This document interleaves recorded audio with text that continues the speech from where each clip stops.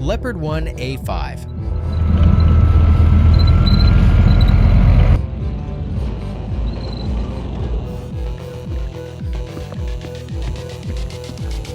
Я зараз як танк. Right now, I'm walking along the same course that Leopard 1 mechanics drivers use for their training. The track is 3 kilometers long.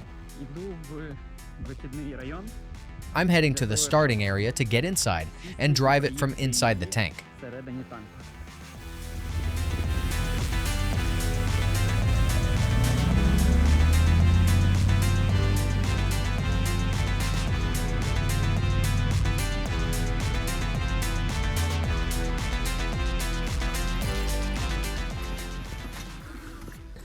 Jumping into the loader seat. How do I lower the seat here? Like this. Press here. Ah, got it. The commander sits right above the gunner.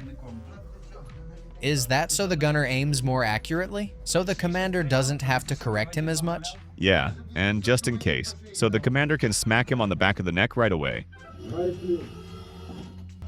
On the commander's order, I've just activated the hydraulics and we've started the exercise. In the gunner's seat, you have to be super careful, because the gun is constantly swinging up and down right next to you.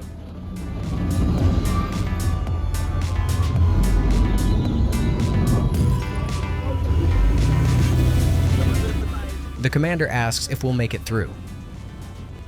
Let's go!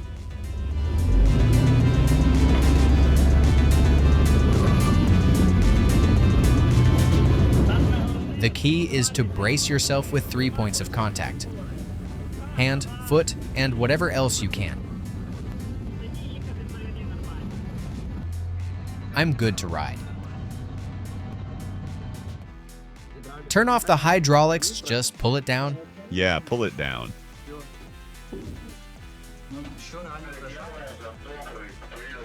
So how much space is in here? For the loader, definitely enough. For the gunner, not so much, right? Tight. I'm the driver in this crew. How did you become one? Officers selected us. One officer said, "You'll be the driver." And that's how it happened. Were you against it? No, I don't pick specialties. The specialty picked me. What are your impressions of driving this course? What's it like driving your first Leopard? Positive. Always positive. It's a really good machine. There's nothing complicated about driving this vehicle. Had you driven any kind of machinery before? A bicycle? A car? Nope. Don't even have a driver's license. Never driven one.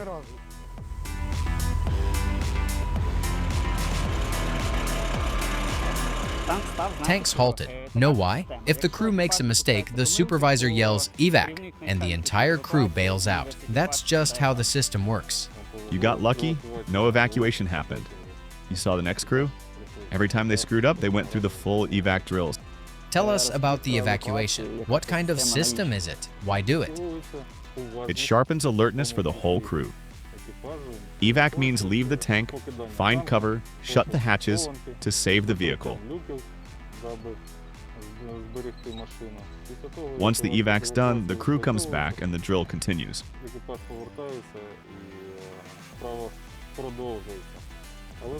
So it's not just about driving in tough terrain, it's also practicing crew actions under evacuation.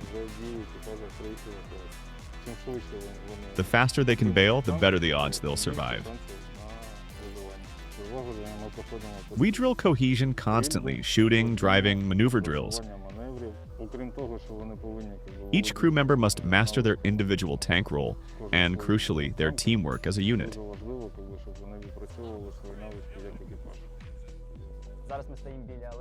We're standing by the Leopard 1A5 now. We'll have a crew member walk us around the tank and show what's what. First thing we added was anti-drone mesh, aka the grill. Made at the factory, but we custom cut and fitted it ourselves. The guys also added slat armor because the tank's old and wasn't factory equipped with dynamic protection.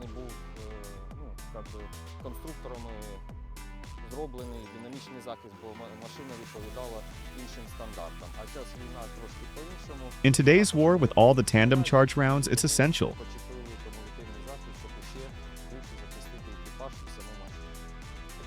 With all that extra weight, did it bog down the road wheels or engine? Nah, the engine can handle it. It's rated at 850 horsepower and can support an extra 3 to 4 tons no sweat. No performance loss.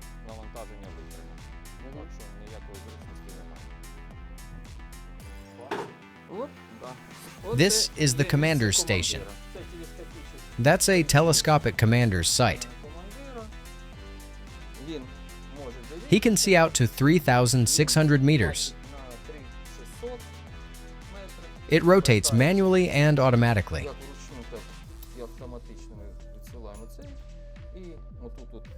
We send the degrees here. See that scale?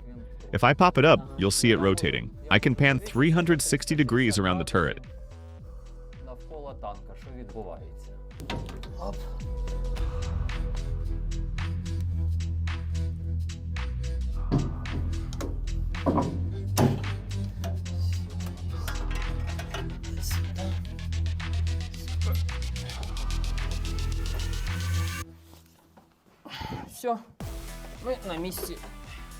Now we're at the driver mechanic station. Here are the hatch controls. Open, close, raise. Heavy cover for protection.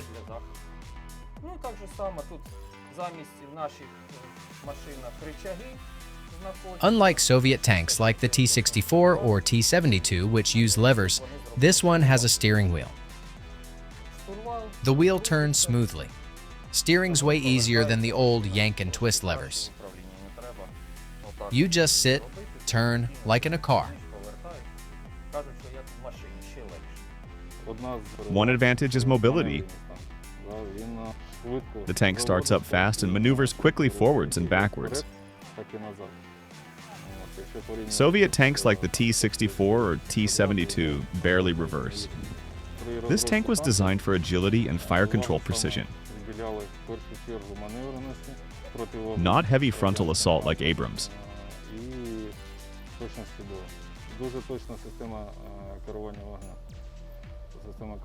Its fire control system comes from the Leopard 2 and it mounts a rifled 105mm gun.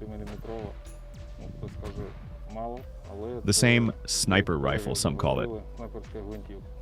NATO still uses it. That rifled gun's accurate, long-ranging, with a solid thermal sight.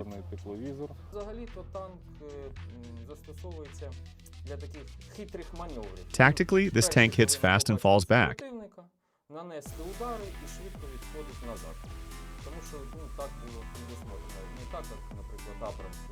Designed for hit-and-run maneuvers, unlike heavy tanks with thick armor like the Abrams. Let's talk specs. It's a sniper rifle of a tank, yet weighs in at 43 tons.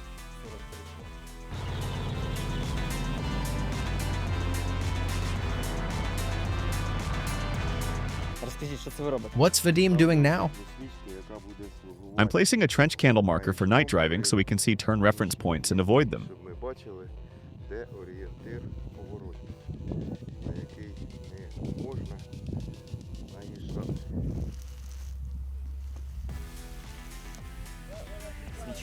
Candles lit. Night drive begins. Engines starting up. That growl sounds like an air raid alarm. The most intense moment's the launch, because you don't know how much the tank will rock, or if I'll even keep the camera steady on the turret. Here we go. So far, so good.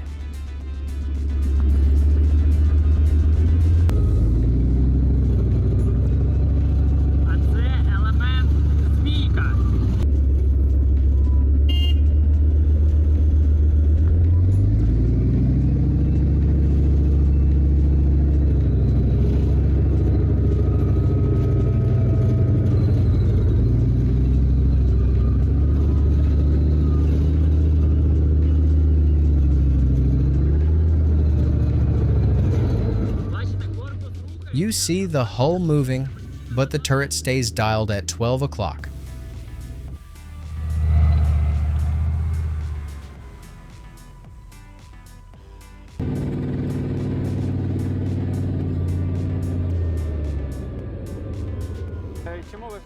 White Knight training's vital.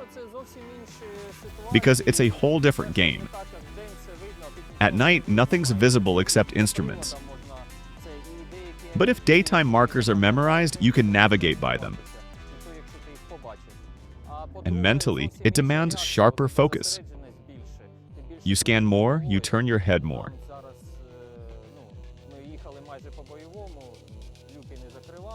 That shot was near combat conditions. Hatches closed, no popping your head out. Commanders normally ride with their hatch cracked, but tonight it was a no-go.